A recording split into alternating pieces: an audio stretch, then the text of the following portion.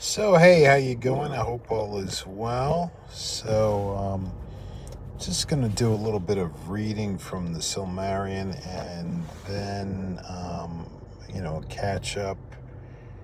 And I think like the main reason why sometimes I don't plan these is really that from my desktop, I just have like a little bit of a browser issue. So it seems like that's the easiest way to plan these.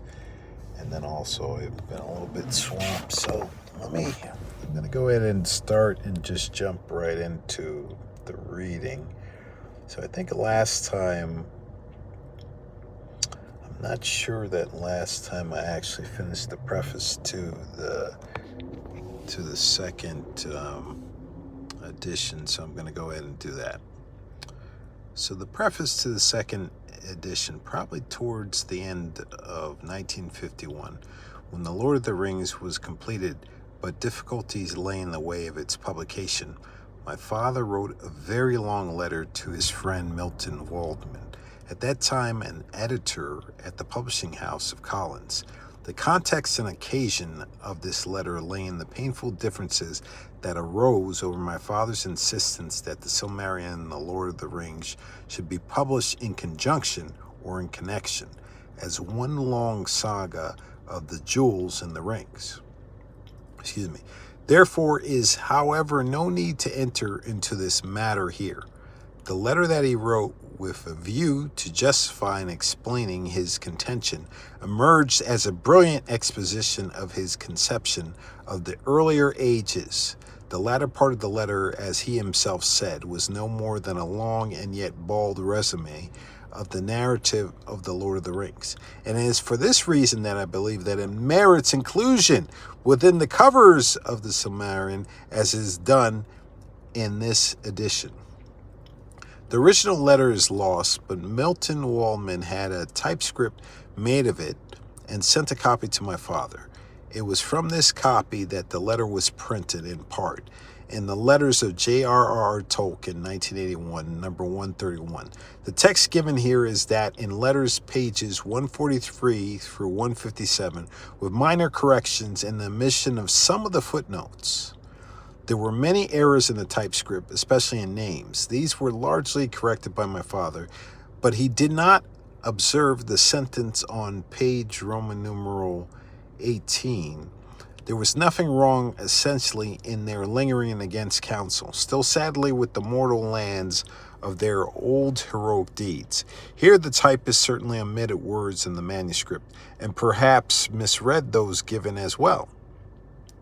I have removed the number of errors in the text and index which until now have escaped correction in the hardback printings only of the Silmarillion. Chief among these are those that concern the numbering and sequence of certain of the rules of Numenor. For these errors and an explanation of how they arose, see Unfinished Tales, 1980, page 226, note 11, and The Peoples of Middle-earth, 1996, page 154, and I think that's note 31, Christopher Tolkien in 1999. So I think, that was, that was a little bit of a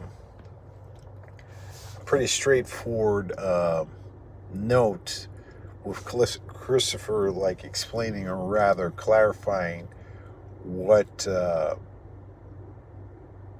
what Tolkien actually wanted to do, and then some of the clarity around assembling the books and then releasing the books. So I think the next section that I actually want to go through is I'm going to start reading through the letter.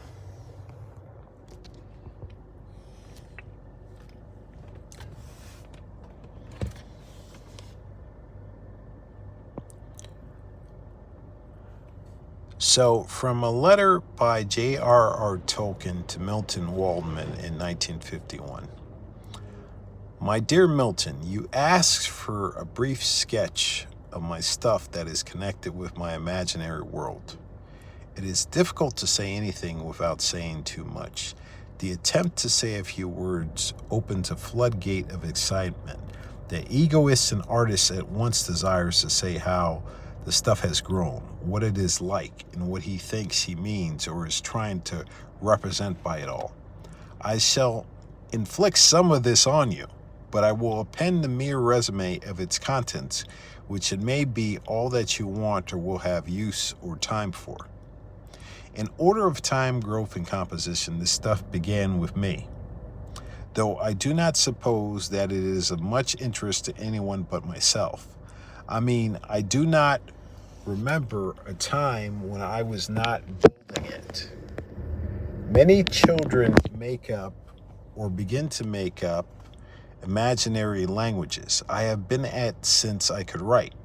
But I have never stopped, and of course, as a professional philologist, especially interested in linguistic aesthetics, I have changed in taste, improved in theory, and probably in craft.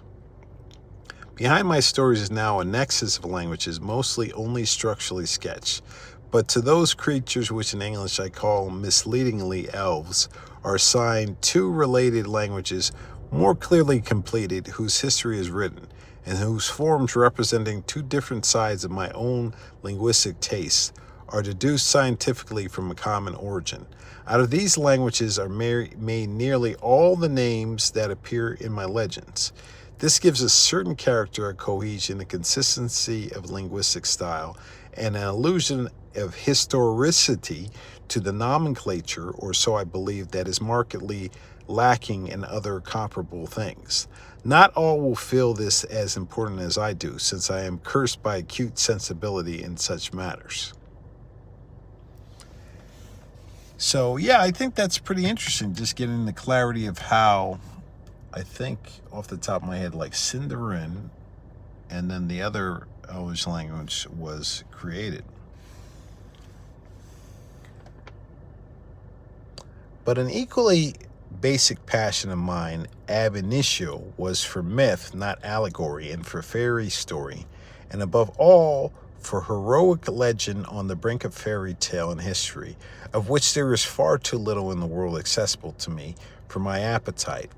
I was an undergraduate before thought and experience revealed to me that these were not divergent interests, opposite poles of science and romance, but integrally related. I am not learned in the matters of myth and fairy story, however, for in such things as far as known to me, I have always been seeking material, things of a certain tone and air, and not simple knowledge. Also in here, I hope I shall not sound absurd, it was from early days grieved by the poverty of my own beloved country.